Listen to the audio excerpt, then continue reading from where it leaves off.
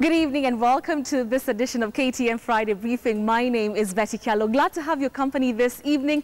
If you've had a bad day, well, trust me to make it better tonight. We have a great show lined up for you. News coming in from in and around the country, but also on our unrivaled segments like the guest anchor. We have something very interesting for you. It's a different kind of guest anchor tonight. He is part of a team that have come up with the first ever mobile voting system. Now, what this means is if you are in Kisumu attending a conference, or you are in Kakamega in the farm, or if you're in Diani with, on a vacation, you will be able to vote from your mobile phone. And the interesting thing is he's going to show us practically how it's done. Let me introduce to you the man of the moment, Zakaria Masine. It's great to have you in studio. Thank you. So I can see already a tech guy, a phone, a laptop, a TV screen. What will you be showing us tonight? For the very first time, I'll be introducing Kenyans, showing them going through the steps of mobile voting. It's a fast. It's running on a USSD as a USSD application. So that means from the people who have got the old Nokia phones to the most current the 3310. Exactly. They will be able to. They can be able to vote. Just the same way M-Pesa works. M-Pesa. Okay, great. So I'm very excited to learn more about this. Of course, you can tell us what you think about his new technology. He was also part of the entrepreneurs that were showcasing what they've been doing last week during the Global Entrepreneurship Summit, and we're really proud to have him here. Remember, just because the Global Entrepreneurship Summit ended last week does not mean that we stop celebrating people who are doing great things to come up with very interesting solutions. My name is Betty Kialo. Let's start with the highlights.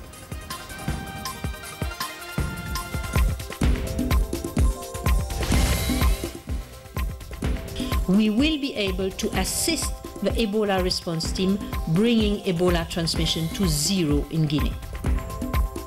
On the verge of a breakthrough, Ebola vaccine shows 100% effectiveness. Why didn't KQ deal direct with manufacturers? Who are the owners of CDL, the staffing company contracted by KQ to employ the airline's ground and cabin crew staff? Prosecute KQ bosses for massive losses, ODM demands.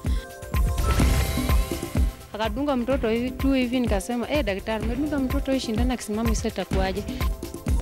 Busia children now getting treatment in Nairobi after paralysis.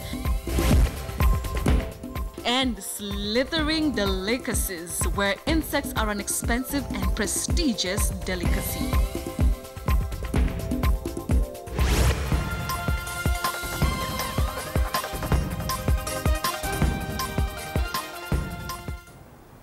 Let's get things started. Our sign language interpreter is Marisha Owiti.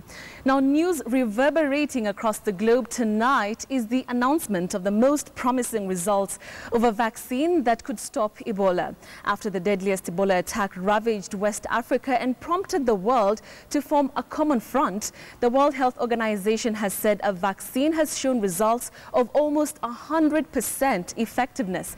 KTN Samogena begins our newscast with that report. The World Health Organization is confident the vaccine against the deadly Ebola virus could transform the way Ebola is tackled, according to preliminary results. There were no proven drugs or vaccines against the virus at the start of the largest outbreak of Ebola in history, which began in Guinea in December 2013. WHO says the findings being published in the British medical journal, The Lancet, could be a game changer. Will change the management of the current Ebola outbreak and future outbreaks. Experts say the results are remarkable. This trial centered on the VSV-EBOV vaccine, which was started by the Public Health Agency of Canada and then developed by the pharmaceutical company Merck.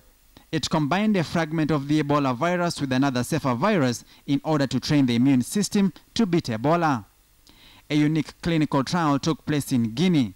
When a patient was discovered, their friends, neighbors, and family were vaccinated to create a protective ring of immunity.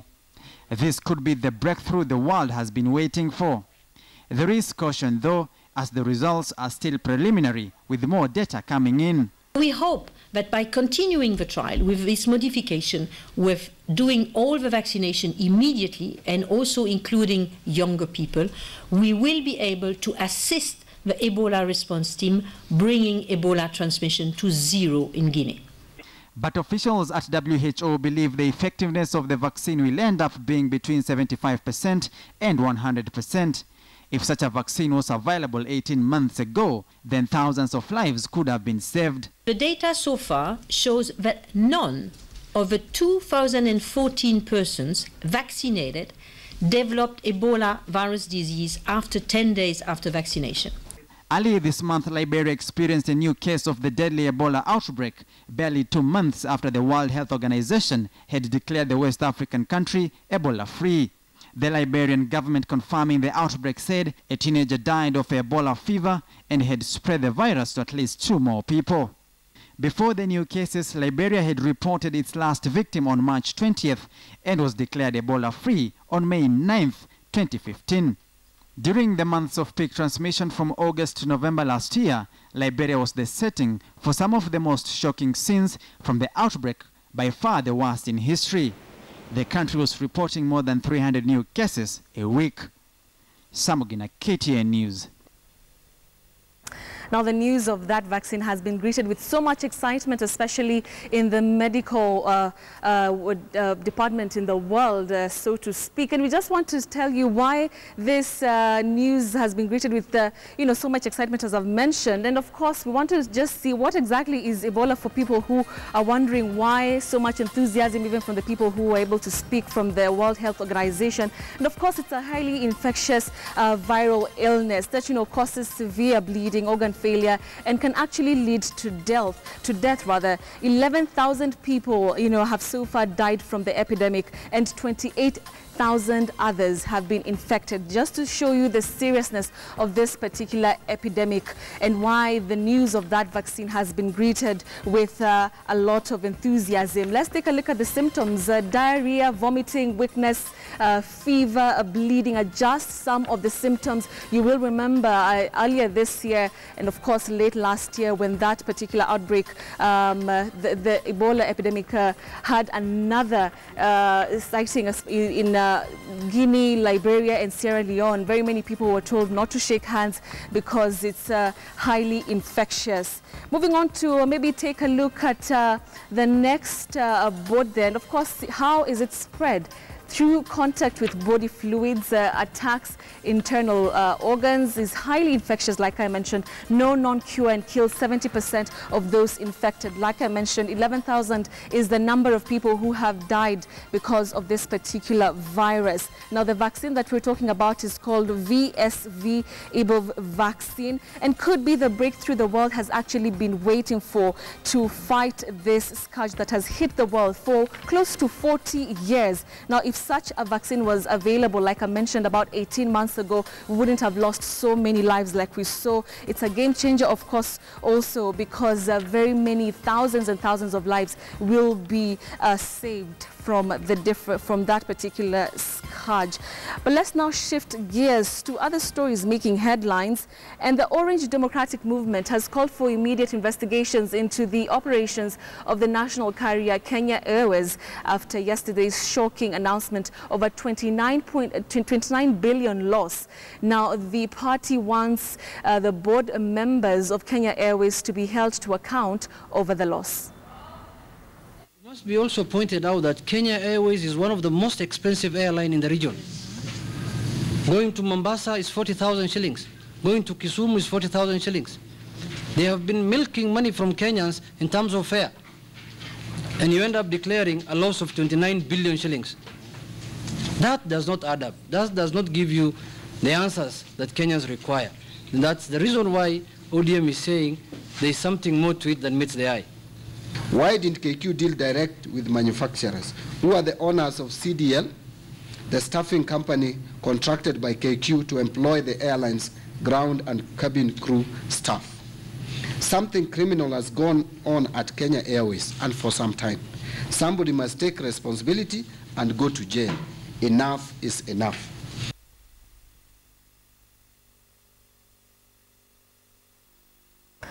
And those particular developments lead us to our big question tonight. And we're asking, do you agree with ODM that KQ board members should be investigated over the losses? Do you agree with ODM that KQ board members should be investigated over the losses that amounted to 29 billion shillings? That's our big question tonight. We'd like to hear from you. The number to text in is 22155, but the hashtag on Twitter is Friday Briefing. Keep the comments coming. Now, Health Cabinet Secretary James Macharia says the 28 children who were left paralyzed after receiving an injection in the Busia dispensary are expected to make full recovery. Macharia spoke at the Nairobi hospital where the children were transferred this morning from Busia. At Nairobi hospital are these two brothers next to their mother who has accompanied them to seek treatment. The two are among the 28 who are paralyzed after receiving an injection in a local dispensary in Busia County before being transferred to Nairobi today. Those 28 children, we have done initial assessment, and the indications are that 5 of them have what we might call mild, they are affected mildly. Then 8 of them, they are moderate, and 15 of them severe. We found the county had put a team in place that was working with 23 children who had come up at that point, and they were struggling a bit with equipment. Pamela Omekede was among the families affected and sitting with her son, who is said to have been injected in January this year. She narrates how the injection has left her son paralyzed. Tarehe 6 Januari 2015 nilichukua mtoto kwa Kishele City akiwa anaumia malaria, akiwa anajisikia mwili joto na anakohoa. Nilipochukua kwa daktari akajaribu, akatoa dawa, akasema hii mtoto itakana dunge shindano. It is at this point, after receiving the injection, she noticed something was wrong. Alipodunga shindano mtoto hakuwa hata nalala, alikuwa mtoto tu amesimamishwa. Akadunga mtoto hivi nikasema, daktari, umedunga mtoto hii shindano akisimama sasa itakuaje? Hivyo tu mtoto mguu kaanguka. At the same minute mtoto akaanza tu mguu hawezi kutembea, nikabeba mtoto nje. This was the beginning of her son's troubles. When she decided to go back to the doctor, she was surprised at what she was told. Daktari, mtoto imeharibika, nitafanya namna gani? Mguu umekataa kutembea, unisaidie. Daktari kanieleza, wewe mama kichwa yako imelewa. Akanitupia kitabu yangu. Akaniambia enda kwa physiotherapy. Nikasema nikarudisha, daktari, nitaenda physiotherapy mtoto hajavunjika. Nitaenda kufanya nini na nitaenda kusema nini? Wenzangu akasema, wewe usirudishie daktari, jaribu tu yenda polepole enda kwa physiotherapy. She tells me at this point she started losing hope. All she could do was to follow doctor's instructions. The situation worsened until the children were finally brought to Nairobi. Sasa mtoto sio afadhali, naona mguu inaendelea kudimia, na akikunja mguu naona mshipa inakunjana. Like the other 27 families, Pamela is now calling on the government to act on this matter. Sasa mimi nataka haki ya mtoto, nataka uponyaji kwa mtoto. Obviously, if there was negligence, somebody could even sue for that. But that's not something which we can speculate at this point in time. I think we should like to wait until we have the entire investigation process completed. If there was criminal negligence, then somebody could sue the county government of Busia. For this little child, this is his new temporary home as the doctors embark on treating them, hoping that they will get well soon and be discharged from the hospital. Francis Mtelaki, KTN News. It is the only option for now. Well, those were the words of the Kenya Wildlife Service Chairman, Dr. Richard Leakey, after signing the controversial deal for the standard gauge railway to pass through the Nairobi National Park. The National Land Commission, the Kenya Wildlife Service and the Kenya Railways signed the agreement that will see 216 acres of the park isolated for the construction of the stretch of railway once it reaches Nairobi. KTN's Timothy Otieno reports. The debate on whether to allow the standard gauge railway to pass through the Nairobi National Park has been put to rest after the signing of an agreement between the National Lands Commission, Kenya Railways and the Kenya Wildlife Service. May I ask you, General, to be the next signatory? The deal promises that the original boundary for the park will not be compromised. The agreement will also see money sent to the KWS in form of compensation for the land be put into a wildlife endowment fund for the national conservation exercises. Appearing at a joint press conference at the KWS headquarters, the chairman for the three state agencies exuded confidence that the deal was the best option so far. I think it's a pragmatic alternative which this country needs to try, and I think by doing so we will actually be leading the way for the whole continent. The SGR project will see 11 kilometers of the track pass through the park that has received international recognition for being the only one located within close proximity to a capital city. But conservationists are not happy with the move. Calls against the deal have been raised in the past, with critics arguing that the passage will be a threat to wildlife conservation and the free movement of animals within the park. We have ensured that animals will have their passage. KWS will still have its own entire land, but this railway line will still pass through there.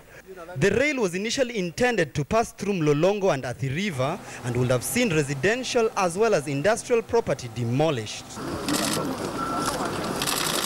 It's a cost the government is not willing to incur when it comes to compensation. To come up with this very noble, amicable solution, which we call a win-win situation for conservationists, win-win for the project, and win-win for the government in terms of money for compensation. I want to now ask those in the conservation field to be supportive of this, because conservation and development do not need to be mutually exclusive. They can balance and they can move together. The KWS chair, although seeming not too pleased with the deal, saying that it is the only option for now. Of course we're bothered. I mean, ideally there should be no transport in a national park. But you're a Kenyan. This process has been ongoing, and this board that I chair came in 4 months ago. And we found what in French they call a fait accompli. The deals were almost done. Only half of the 216-acre land annexed will be used for the actual rail. And even though the compensation amount to be given to KWS has not been revealed, it is believed that the 115 acres of wildlife habitat may be lost. A figure conservationists insist is just too high. The three main stakeholders in the signing of this deal have termed this move a pragmatic step that will save the Kenyan taxpayer billions of shillings in form of compensation if the standard gauge railway used an alternative route. Timothy Otieno, KTN News, Nairobi. A former director and one current director of the troubled Kihomwere land buying company today recorded statements at the CID headquarters on the ownership for the contested land. 4 directors of the company have disappeared without a trace. The homicide team is investigating the disappearances. All the living directors, whether past or present, and the senior officials of that company must present themselves to CID headquarters before 9 o'clock. And to comply with that directive, Fares Njoroge, a director of Kihomwere Land Buying Company, was accompanied by some members to the CID head office. But he says he still fears for his life. 8 directors of the company have been murdered in cold blood, including this week. Sasa mnakuja naona kuja kama nachelewa, nakuja nachelewa ni kujua si security yangu. Kwa sababu hata mimi napewa wanted itawawa nifuate wale tulikuwa na wao. According to Fares Njoroge, Kihomwere's land in Murang'a County measured 1,285 acres. But he says some 3 directors who decamped to a rival camp sold 135 acres of that land to unsuspecting buyers without the knowledge of members. Lakini hawa wanauza sabayo kiholela, waliuza 135 acres kiholela. Ile watu walichukua pesa ya uogo. Na waliuza 37 million. The Ministry of Lands has appointed a task force to help resolve the dispute on membership ahead of issuance of title deeds. There are 2 contested lists of membership. One list contains 5,700 members, while another contains 6,000 members. However, Njoroge says only 3,570 members out of the original 5,797 members have not been given their share. Ilikuwa masaba matatu, lakini hii bili tujapata title yake na tujapata certificate zake. Njoroge has accused the Murang'a County Commissioner of interfering with the process of issuing title deeds. Sio kwa county commissioner peke yake ndio anatuangaza katika Kiyumwiri Farmers. Kama kiongozi wa Kenya Uhuru Kenyatta angeweza kutusaidia upande wa Kiyumwiri akipeana title, sisi tunaogojea watu wapatikane, wapewe. Despite the police boss ordering former and present directors of the land buying company to record statements with CID officers, only 2 turned up, including a former director who left office 5 years ago. Members spent over 7 hours with the CID officers who grilled them about affairs at the company, and they were also assured of police protection. Tunaambiwa kwamba serikali itatusaidia upande wa security na watatulinda kila mahali. Kihumwiri in Kikuyu dialect means a dagger thrust into the body. The name has come back to haunt the land buying company. 8 directors have been murdered, but this time round, it's bullets that have been pumped into their bodies. Patrick Amimo, KTN News at the CID headquarters, Nairobi. Outstanding public officers and institutions were feted during the second Huduma Ombudsman Awards ceremony hosted by the Commission on Administrative Justice in Nairobi. Michelle Ngele attended that ceremony and filed this report.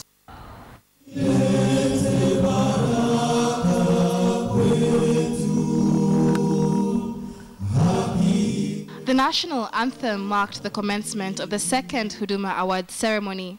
The awards seek to honor public servants and institutions that have consistently stood out in their performance and demonstrated accountability in public service. We believe that service delivery must incorporate a system of sanction for defaulting public officers and concomitantly incorporate a system of recognition and reward for those who excel. The Huduma Ombudsman Award is our modest contribution to that end. Attorney General Professor Githumwe Gai, who represented President Uhuru Kenyatta at the ceremony, urged the Public Service Commission to reward those recognized in the ceremony by promoting them to the next level. I would like to take this opportunity to extend a word of encouragement to the many hard-working public servants who we may not recognize personally here today. As I earlier alluded to, those we celebrate today are a small fraction of the many public servants who have given their whole to public duty. The awards were issued on an individual and institutional level. Samuel Committee, the Deputy County Commissioner Meru Central, was declared the winner in the individual category, while Huduma Kenya was declared the winner in the institution category. Huduma Ombudsman Awards 2015 for dedication in service and innovatively using sports to create synergies for enhanced performance and environmental conservation, fighting social ills, and creating awareness on the Millennium Development Goals and Vision 2030. Mr. Samuel Committee, Deputy County Commissioner, Meru Central. Congratulations. The winner of the institutional category of the 2015 Huduma Ombudsman Awards is the Huduma Kenya Secretariat. The late Corporal Bernard Kipkemoi Tonui was declared the winner of the Ombudsman Valor Awards, a special category which seeks to recognize those who showed sacrifice and courage in the face of danger. Tonui was killed during the Garissa University College terrorist attack in April this year, in which 148 people were killed. The Ombudsman Valor Award to the late Corporal Bernard Kipkemoi Tonui for selfless sacrifice in public service, for which he paid the ultimate price. The awards provided a platform to remind all public servants of the role of the Ombudsman as an independent state institution with an oversight mandate over both national and county governments in matters of public administration. Now, I believe that giving awards to glorify Kenyans who are beacons for the change we wish to see in this country will help us create a culture that does not exist now, of celebrating and glorifying excellence. We must consolidate such culture if we are to root the country of the culture of celebrating mediocrity, laziness, greed, corruption, disunity, arrogance. I would like to congratulate both the recipients and the government for this remarkable milestone achievement. Other public servants were urged to emulate the top performers and ensure that Kenyans received the services they deserved. Michelle Ngele, KTN News.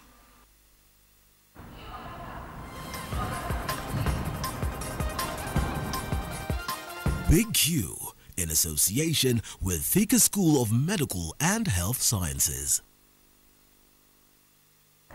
Right, we want to remind you of our big question tonight, and it's indeed in regard to what ODM has said about Kenya Airways, asking that immediate investigations into the operations of the national carrier be announced and start immediately. And there we go, that's our big question tonight. We're asking you, do you agree with ODM that KQ board members be investigated over the losses? Do you agree with ODM that KQ board members be investigated over the losses? The number to text in is 22155.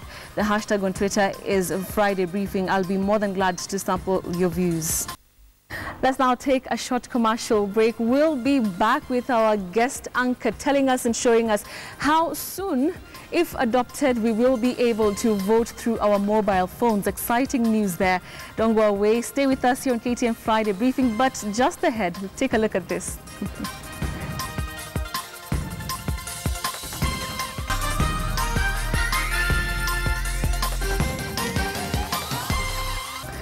Thank you very much for staying with us here on KTN Friday Briefing. Before the break, I was telling you about a very interesting story that we will be having shortly about a very interesting delicacy in Congo. Now, these people, do not, you know, the chicken, the meat, nah, they don't like those things. They like what you're seeing on the screen. You know, those wiggly worms, cockroaches. I mean, that's a story you definitely want to watch out for. It's coming shortly here on KTN Friday Briefing. But for now, I want to know our guest anchor a little bit better, and of course to know what exactly he has been doing together with his very dedicated team, the first ever mobile voting system in the world. That's what he says. We want to interview him and know how true this is. Thank you very much, Zakaria, for joining us. Yes. So tell us about the electoral mobile voting system. The electoral mobile voting system is a system that enables voters to vote through the mobile phone. That means you do not have to cast your ballot using the paper-based manual voting system. That you can now use your mobile phone to be able to vote in a general and a by-election.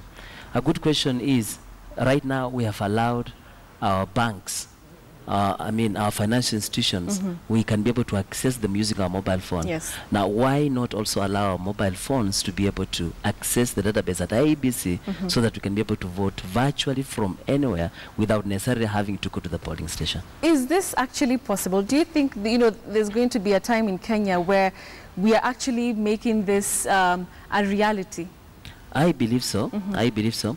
If Kenya became the first country in the whole world to launch the M-Pesa platform, I remember when it actually was being implemented, people were asking, is it really going to happen that we can be able to transfer money on the phone? Yes. How was that going to be? Nowadays, almost virtually every bank is on M-Pesa. Yes. I mean, M-Pesa is accessing all your financial instructions. I mean, financial information. Exactly. So, in short, we are also saying it's a mobile revolution is not only touching the financial sector, it's touching in every facet of our society, and much less the IEBC. Let's talk about the how you came up with the concept. Was it your idea? Was it a team that came up with this idea? And why? Why did you think that, you know, we are the people who are going to be behind this project and will see it to the end? This uses the mobile voting application system is actually my idea. I remember after the 2007 post-election violence that followed that time.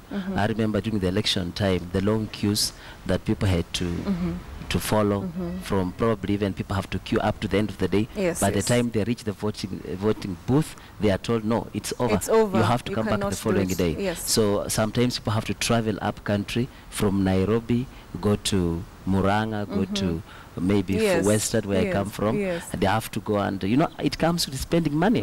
I mean, it's not a very cheap exercise. And so you ask yourself a question: if the Constitution says the election should be very free and fair, why is the election so expensive and unfair? And you've mentioned something very interesting about the elections being free and fair. And I'd like to, you know, to welcome any views from, you know, you watching at home. The hashtag on Twitter is Friday Briefing, and you know, you can also text us 22155 to join in the conversation. You've talked about, you know, an election being free and fair, and that's how it's supposed to be. Exactly. Can I hack onto this system or onto the mobile service provider and change things and basically rig the election? Is that possible? It shouldn't be possible. First of all, we are trying to say that M-Pesa has already gone ahead of us.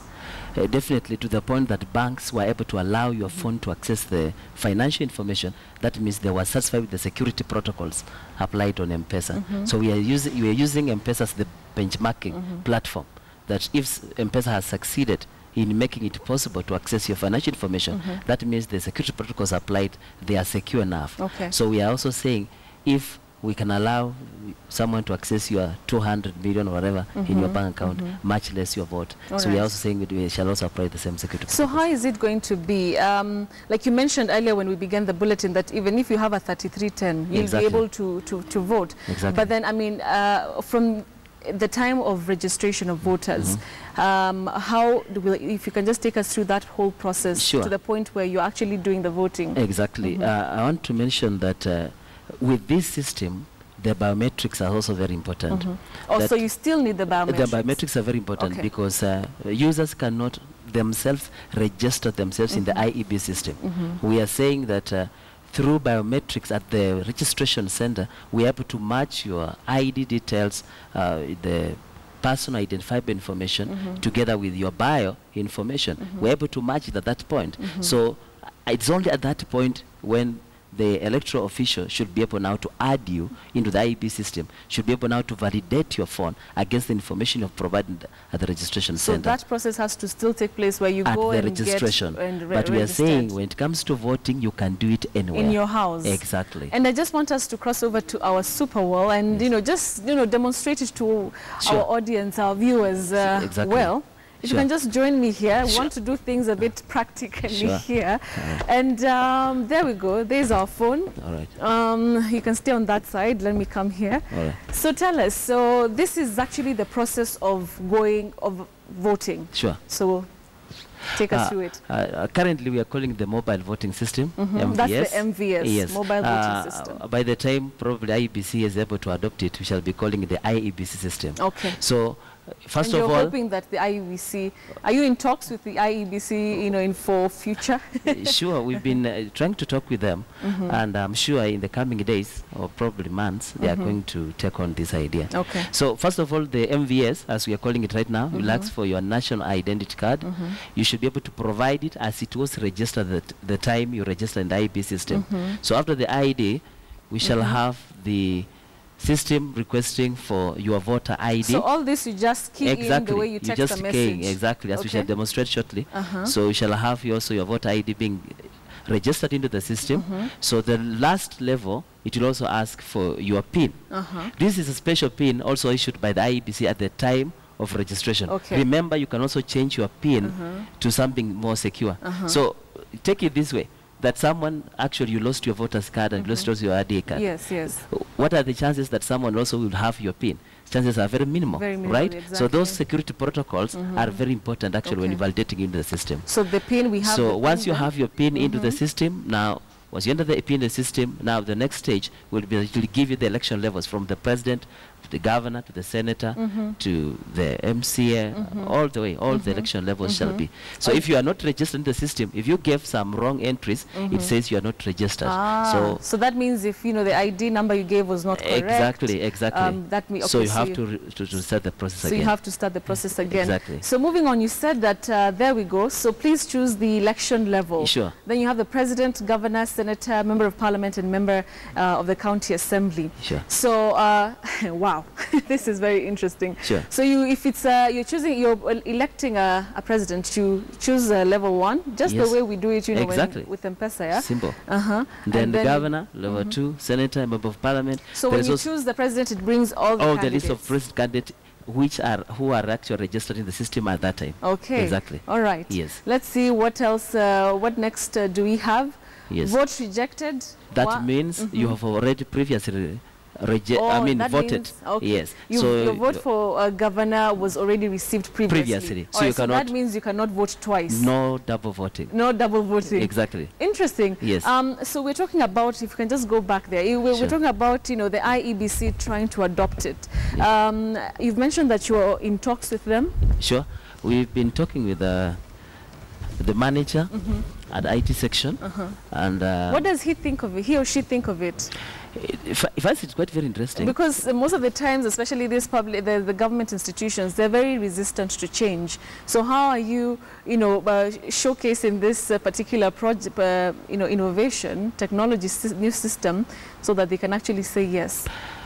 One thing that is very clear from their point of view, they are trying to use the loophole in the law. That currently the law allows for manual balloting.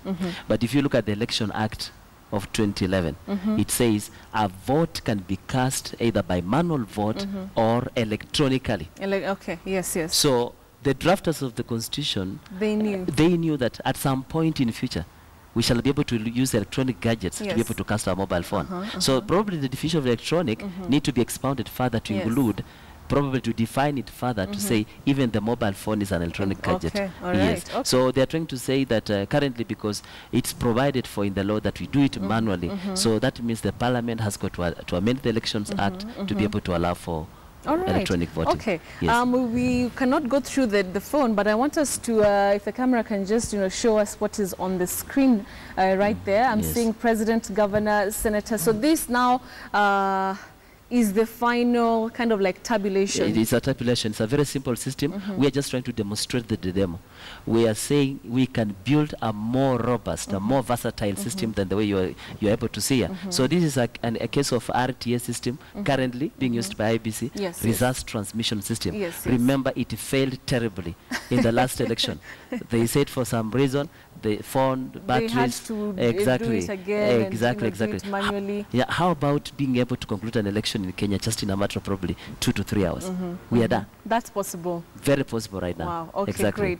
Great. So what you're seeing on the screen is, the kind of tabulation that you would have. Exactly. Essentially have when an election, is over and people have already voted, and now the counting is almost starting. Exactly. Yeah. Yes. Wow. Yes. So how long did it take for you to come up with this particular technology? We have taken approximately 1.5 years building, and also half my colleagues out there. Two are from Egypt, Mina Abraham and Abraham Anis, and also have got my Kenyan colleague here called Gerard Gedanda, and he's been a very good colleague. So we've been working collaboratively, been engaging, and trying to share the information. But we are saying this is just a model. This is just a demo. We can build a more robust system than the what you're able to see. Wow, brilliant. And it's Kenyans doing this. Exactly. So this has not been done anywhere else in the country. No country has ever pioneered USSD mobile voting. No country. Actually, the country that came close to probably virtual voting was Estonia in 2005. They attempted electronic, and I remember looking at the statistics, probably only just 5% of the voters do that. And the shortcomings of internet-based application is that the reach is very limited. Exactly. Why is so this one is not internet-based? Not internet-based. Okay. Look at it from this way. Safaricom has implemented a USSD application. Maybe you can explain a USSD for people who do not understand at home. Oh, USSD application doesn't require, it just depends on a standard GSM network. It doesn't really have to require you to have data bundles on your phone to be able to vote. So when your area probably is very far away from the boosters, internet boosters, you don't really need that. You can still vote. Yeah, exactly. The way you're able to do your M-Pesa transactions, that's what you're saying. Without the internet. Exactly. You can be able to vote without the internet, which is important. Exactly. All right, so because you're our guest anchor, we want you to, read a story for us. Sure. See, maybe if you can you can ditch this and after you've put it out there and it's successful. Sure. If you can actually come on board and join me on the hot seat. So there we go. Did you ever think you would ever be in this position ever in your life? Not so soon. Not so. Okay, there we go. So we want you to go through, to introduce yourself and take it away. Sure. My name's Zachariah Masinde, and in today's story, now I hope it's past your mealtime because this next story may have a big impact on your appetite. A wide range of insects have become the choice of delicacy in one African country, and the prices of the insects have surpassed that of the meat and chicken. KTN's Fat Mpole now brings us the story, which may either be juicy or hard to swallow, depending on your taste. Take a look. Kinshasa's Gambela market. The scenario is just like in any other market, but it is these blue and silver bowls brimming with twitching crickets, termites and slithering mealworms that set it apart. Believe it or not, these are a delicacy here and they sell like hotcakes too. A recent survey by Congolese Professor Mozambi revealed that 70% of Kinois eat insects, which means that it is an important food source here. Which begs the question, why insects when there are many options for sources of proteins in the world? Other than cultural reasons, they say insects have a lot of nutritional value. In fact, on average, insects are about 50% rich in protein and are also very rich in mineral salts and several different vitamins. And no, they do not come cheap either. A kilogram of crickets costs about $50, which is more than twice the price of beef. Insects have long been one of Congo's most popular dishes. A report by the United Nations shows that the average household in the capital, Kinshasa, consumes about 300 grams of caterpillar a week. And on special occasions in bars and restaurants, they are grilled and commonly served with hot pepper, lemon, and onions. According to the World Food Programme, 6.5 million people in the giant Central African country live in food insecurity. But with this trend of feasting on edible insects, food insecurity could easily become a thing of the past. Congo's Environment Ministry and the United Nations Food and Agriculture Organization are hoping to capitalize on Congo's affinity for the crunchier fare with a new program to promote the cultivation of insects. The project, which is set to begin in October, will train 200 people, most of them women, in Western Congo to cultivate caterpillars and crickets. With increased production, they hope the prices will go down, allowing Congolese to consume more of their preferred delicacy. Fatma Pole, KTN News. I think I want to stick to my ugali and skuma and some meat on the side. I don't know. Would you eat that? Very delicious.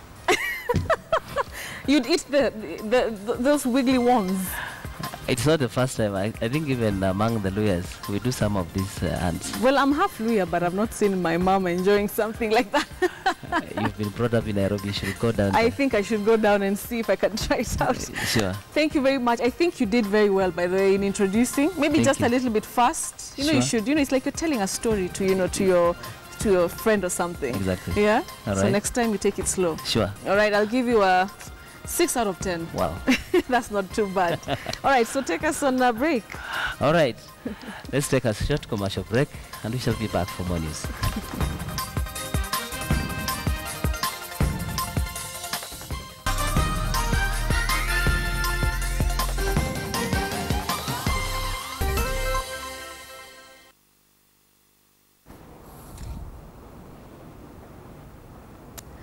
Welcome back. Time for business. Now, East African Breweries has shaken off the ravages of slower economic growth in a tough operating environment, which featured higher taxes, post a 40% increase in its full-year after-tax profits for the full year ending June 2015. Sales during the year grew to 66.8 billion shillings, lifting profitability to 9.6 billion shillings.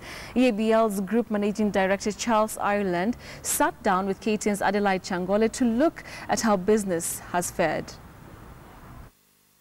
EABL has just posted its full-year earnings for the full year ending June 2015, and it has grown its profit after tax by 40% to 9.5 billion shillings. And we are joined by Charles Ireland, the MD of EABL, to give us a look at how the company actually achieved this and what its future plans are. Thank you so much for joining us, Mr. Ireland. Tell us about the numbers. How have you performed this year? We'd characterise the performance as being solid. 6% revenue growth, 40% growth at profit after tax level. Has EABL's business performed in Kenya this year? Kenya is obviously really, really important for us, and I was delighted with the development of our portfolio in Kenya, particularly premium beer. Grew very strongly by a number of over 15%. Our RTDs grew very strongly. We have a new product in the market which consumers are responding very positively to, called Smirnoff Ice Guarana, and that's working very well for us. Tusker and our other mainstream beers didn't perform as well. And F16, our financial year going forward, has got to be a year where we get Tusker really working. What has the impact been of the depreciation of the Kenya shilling and that of the Tanzanian and the Ugandan shillings? Kenyan shilling depreciated very kind of markedly in the last quarter of our financial year, between April and June. Started in February, and that does affect our business, because we do still buy about 25% of our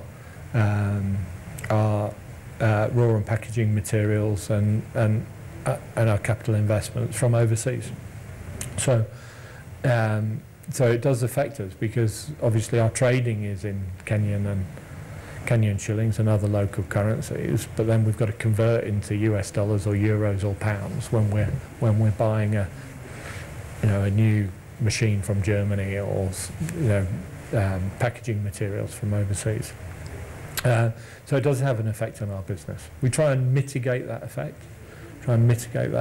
By sourcing wherever possibly locally. How is the Senator Keg beer performing following the removal of the excise tax that was levied in 2014? Senator volumes fell dramatically when excise tax went onto the product. Now that excise tax has been reduced, we're seeing volumes recovering. Let's talk about the excise tax regime that the government is proposing. What do you think of this new measure? I think illicit brews are a scourge on Kenyans, and I'm delighted that the government is acting. I thought that the presidential decree was very kind of timely, and the response in general has been very positive, and the clampdown is a good one. I think some elements of it was unhelpful, and some of our brands and our operations were collateral damage for a while, but over the medium term it'll be good for Kenya. And as a producer of quality products who pays all of its taxes, I would hope that EABL will see a benefit. Tanzania's Fair Competition Commission has raised some issues about EABL and your business in Serengeti, saying you're not serious about Tanzania. Can you just tell us what is going on with this business? Business performance has been lower than we expected it to be, and we told them that it would be, or we told them we expected performance to be better. I think it's a misunderstanding.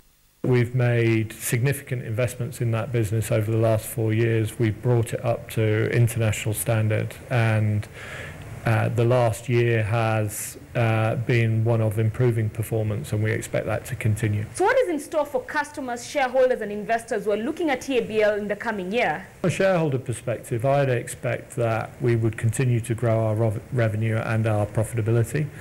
40% profit after tax growth is quite extraordinary, and I'm not sure that we'll be able to match that again next year, but hopefully it'll be double digits. From a consumer perspective, I'd expect them to be able to find great quality beers, great quality spirits from EABL across East Africa throughout the year. And I'd invite them to watch out for the new brands, the line extensions and the new work that we're going to be doing on our brands across the full financial year. Thank you so much for your time. We were just speaking to Charles Ireland, who was telling us a little bit about EABL and their performance in the full year ending June 2015. And they have posted impressive results, and they're saying more is to come going forward. My name is Adelaide Changole. Thank you so much for joining us, and it's back to studio. Thanks, Adelaide. Now, a change to excise duty on a ready-to-drink vodka is emerging as a cause of the tussle between Keroshe and the Kenya Revenue Authority. While Keroshe has been paying 26.4 per litre on the product, KRA says it expects 120 shillings per litre for the same. This saw KRA failed to renew the Naivasha-based brewer's license that has hampered operations over the last 2 weeks. KTN's Michael Karanja sat down with Keroshe CEO Tabitha Karanja to get her thoughts on the matter. She says she does not promote investor, I beg your pardon, she says it does not promote investor confidence. What are the discussions at the moment with KRA, and are we going to have the license issued to you? Okay, on the ready-to-drink vodka, yeah, which with an 330 ml bottle, yeah, is a 120 ml vodka, that is 2 tots, yeah, and then we do it, we mix it with position for modern drinking. So the rest is water. Yeah. So the argument has been that the Kenya Revenue Authority want to tax the water and the vodka together.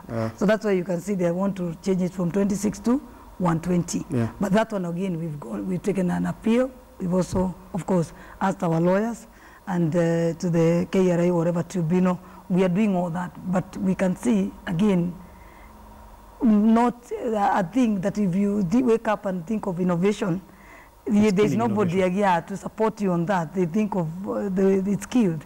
And is the same principle applied to your competitors in the market? Because most of the people in the market also have ready-to-drink alcoholic beverages. Is the same excise law being applied across the board, or is it something in isolation? Yeah, for us it's something in isolation, yeah, because it's very clear. What we tax is the vodka itself. So if you want to take it further, to make it ready to drink, that is innovation. Yeah. It should be encouraged. And just looking at the last 3 weeks that we've had crackdown on second generation, now the taxman where you basically clamped, what has been the impact on the business? Are you able to share with us perhaps some revenue loss that you've not been able to actualize even in sales? No, we've not. Okay, for the last 3 weeks, you know, even that crackdown and all that, there was a lot of bars being closed and all that, yeah, and a lot of intimidation even in the market from our distributors and all that. So we can talk of 3 weeks loss of sales. We lost 3 weeks. Confident that Kenya is ready for investment for local players? They should be ready, because yeah, I don't think there is anyone else who can develop their own country apart from ourselves. Any part of the country, America, Europe, Kenya, Africa, it's only the owner who can develop their own economy. Let's now take a look at the financial markets.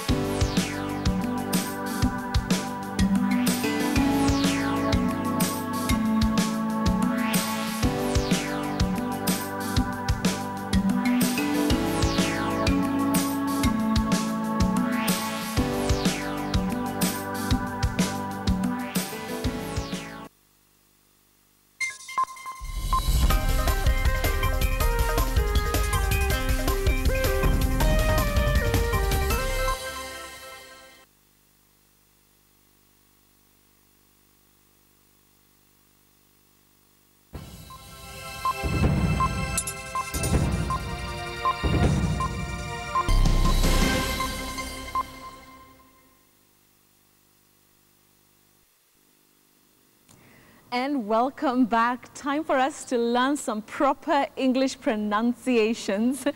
Let me bring in our word master, Mr. Willis Ocheng. It's great to see you tonight. I see you're wearing purple, the color of royal.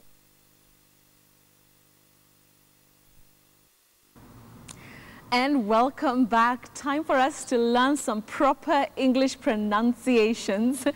Let me bring in our word master, Mr. Willis Ocheng. It's great to see you tonight. I see you're wearing purple, the color of royalty.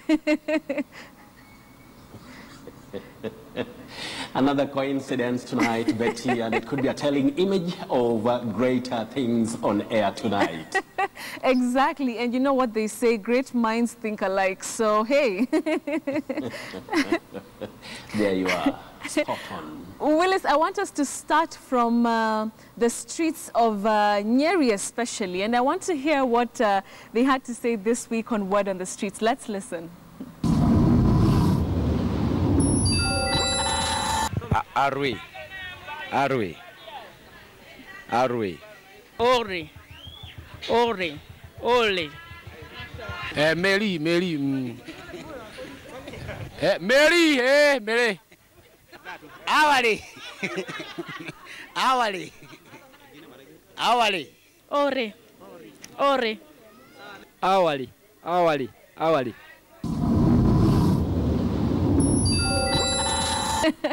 Willis, Aware, Mary. Well. Willis, I don't know. Please help the people from Nyeri County. Talk to us. How do we pronounce that word, Willis? One thing I have to say, this word is a bit tricky and it can beat anybody because none of us can be totally perfect, as I always say, including Willis. Yes. Anyway, we say, alright. Things went alright. Not auri, not aurai, aure, and all that. The correct or acceptable pronunciation, Betty, alright. Alright. That is a surprise, Willis. You're starting with a bang. That's a huge surprise, Willis. I want us to move on to another word. Now, do we say penguin or penguin? That's also a word that some school children had asked me about. Tell us, Willis. We just say penguin. Okay. Penguin. All right, Willis. Yes. I'm sure they appreciate that.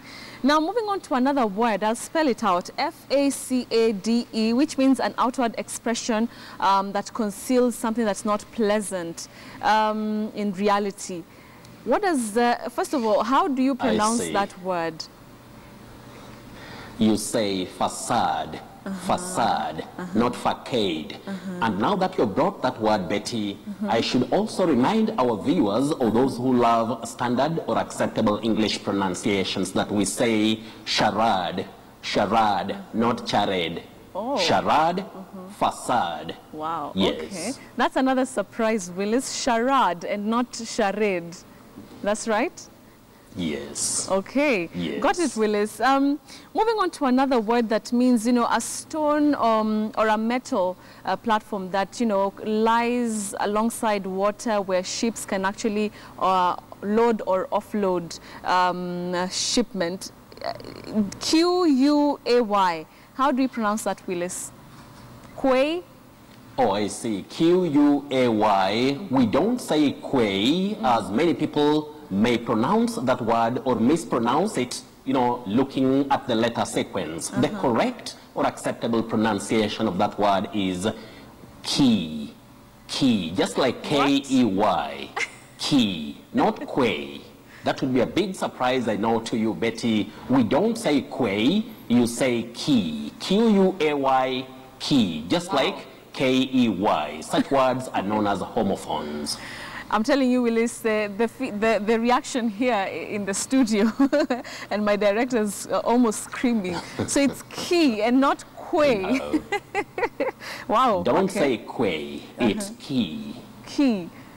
Got it. That's another surprise, Willis, you know.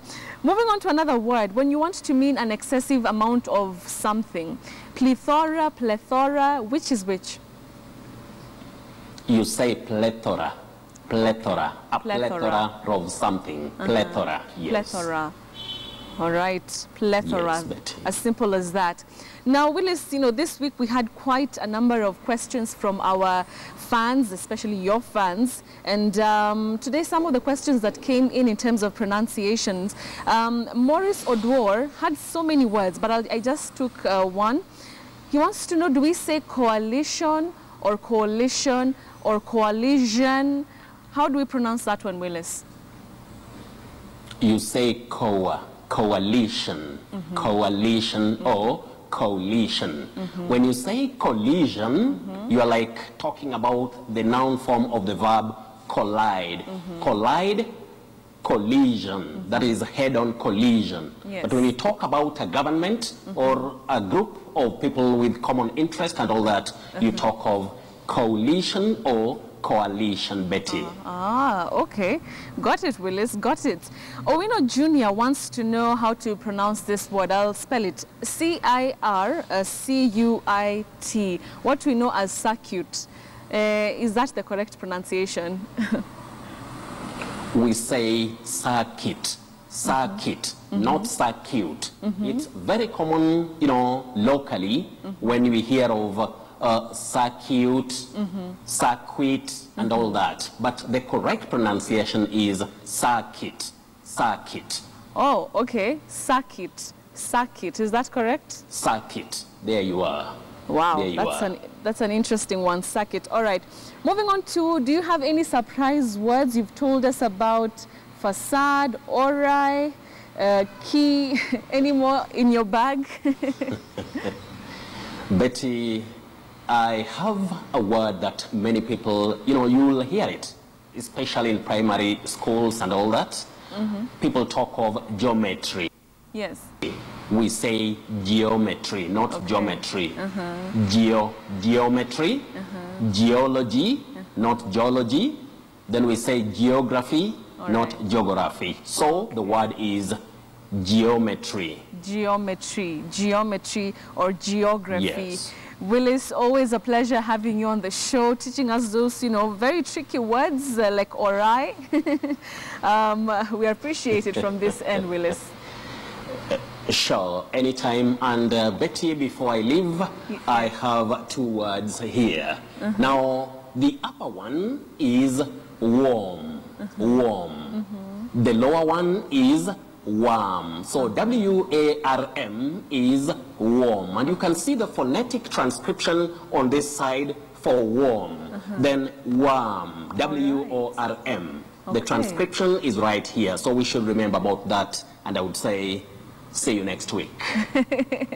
A great way to end the Mind Your Language segment tonight. Thank you very much, Willis, the word master, coming to us from Kisumu County, teaching us those difficult pronunciations. This has been Mind Your Language right here on KTN Friday Briefing.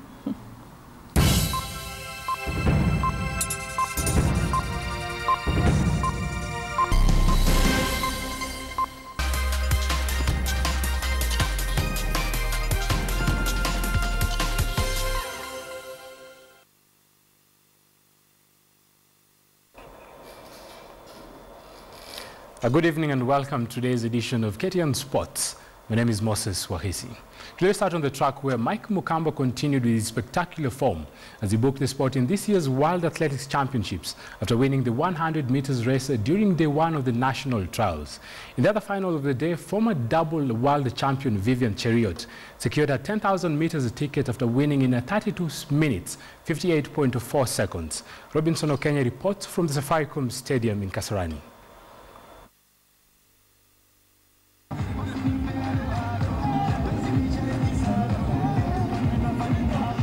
For athletics enthusiasts, the Safaricom Stadium Kasarani was the place to be Friday afternoon as the race to book tickets for the 15th IAAF World Athletics Championship got underway. After the 20-kilometer walk in the morning, it was time for the 10,000-meter women invited to square it out. Former double world champion Vivian Cheruiyot headlined the strong squad. The race quickly turned into a battle as Betty Saina dominated in almost 10 laps. With a few meters to the tape, Vivian Cheruiyot reigned supreme, winning the race in a time of 32 minutes, 58.4 seconds. Betsy Saina finished in second place while Joyce Chepkurui was third. I was still coming back from maternity leave, still coming up on my training, but next year for Beijing for World Olympics, I'll be fully in training. So next year, God willing, I'm going to do 5,000. The 800-meter semi-final saw Olympic champion and world record holder David Rudisha easily book his ticket in the finals after leading from start to finish. He chested the tape in 1 minute 44.2 seconds. Rudisha is anticipating a tough final in his category. Ferguson Rotich won the second semi-final. I'm happy because my body is coming back nicely and I'm getting back my speed, which I think I missed since back in 2012. In the 100 meters men's finals, Mike Mokamba proved that he has what it takes to be a world beater as he clinched the top spot. Marco Tieno was second while Tony Chirichiri was third. Grace Wanjiru won the women's 20-kilometer walk while Stephen Gavimba won the men's walk. With only 3 finals taking part today, fireworks will be expected tomorrow as the battle for a ticket to Beijing hots up in what will be a star-studded finale. Robinson Okenye, KTN Sports. Pozenga School upset pre-match favourites Kisumu Day 4-3 on post-match penalties to qualify for the Airtel Rising Stars finals. The two sides had settled to 1-1 draw in regulation time at the Machakos School. Pozenga will take on Laser Hill in tomorrow's final. Laser Hill in their side from Metropolitan representatives eliminated the Kathungi School. Laser Hill's Edwin Ocheng and Kathungi's Ken Mutembe were the guilty culprits, both missing sitters. Ocheng broke the deadlock with a 69th minute strike before Kennedy Mwangi confirmed the result in the 83rd minute goal that saw them reach the final. The first semi-final between Pozenga and Kisumu Day remained scoreless in regulation and added time, and matters had to be resolved by penalties. Matthew opened the scoring for Kisumu with a Sulwe, and Amos Ogada also successful with their kicks, while Francis Kateru, Ezekiel Nyati and Kasim Hassan made no mistake for Pozenga before the drama unfolded. Kisumu's Ocheng would miss his penalty, but his Pozenga counterpart Joseph Were returned the compliment, shooting into Matthew's arms. Pozenga's James Kinyanjui scored the winner to set up the final date against Laser Hill. Wieta and Kobala will face off in the girls' football final. In volleyball, Hospital Hill and defending champions Malava Boys will meet in the final.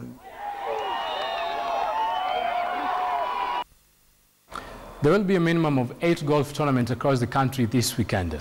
From Nairobi to Kitale and also to Mombasa, golfing lovers and players will be treated to quantity and also quality golf. On Tuesday, the Vipingo Ridge will be hosting the second leg of the Kenya Ladies Coastal Open. Golf Moments, brought to you by Viceroy, Kenya's #1 premium brandy. The annual Kenya Ladies Coast Open takes place from the 3rd to the 8th of August, and it will see lady golfers from the region fight for top honors. Ugandan and Tanzanian lady players have also been invited. But before then, golfers in other parts of the country will have spent Saturday in their respective golf courses.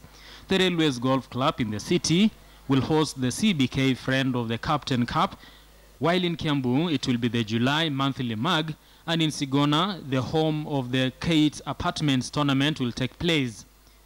The Theresia Nyambura Memorial Cup will be at the Thika Golf Club and has attracted a large number of participants. And across the borders, Tiger Woods shot 4 straight birdies on his way to 3 under 68 in the first round of the Quicken Loans National in Virginia. The former world #1 is 5 shots off joint leaders South Africa's Ratief Goosen and Japan's Ryo Ishikawa. Elsewhere, a number of events have been lined up at the World Golf Championships. The Bristol Invitational goes down in Ohio, USA from August the 6th. Golf Moments, brought to you by Viceroy, Kenya's #1 premium brandy. And with that, we wind up our today's edition of KTN Sports. My name is Moses Wahisi. Have a lovely night.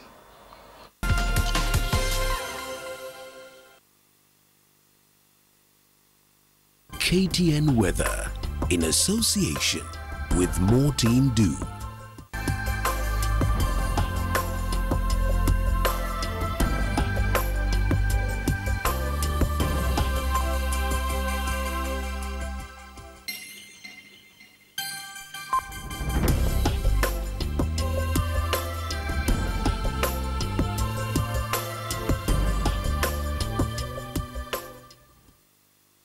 You, in association with Thika School of Medical and Health Sciences. Right, we're just about to wind up KTN Friday Briefing, but let's review our big question tonight. And of course, it was in regards to the Kenya Airways board members. Is the question, do you agree with ODM that KQ board members be investigated over the losses? Let's take a look at what you have said. Chalo MC Alo says that is very true. They should have gone like last year to allow for investigations. This is corruption. Young Entrepreneur says KQ board members really need thorough interrogations. Someone must be sleeping at their work. Also, someone here who calls themselves Jamal Seda says yes, they should be investigated because that's such a big loss to a company which was stable. Which was once stable. Thank you very much for all your comments and indeed for participating on our big question tonight. Let's now talk to Zakaria Masinde. Enroll with us today in any of our branches countrywide. Thika School of Medical and Health Sciences, nurturing professional excellence.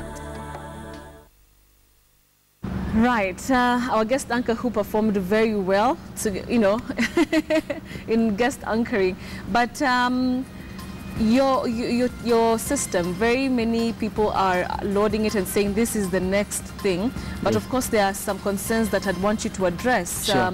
One of it is dead people. We've always had this issue about dead people participating in an election. How does the system take care of that?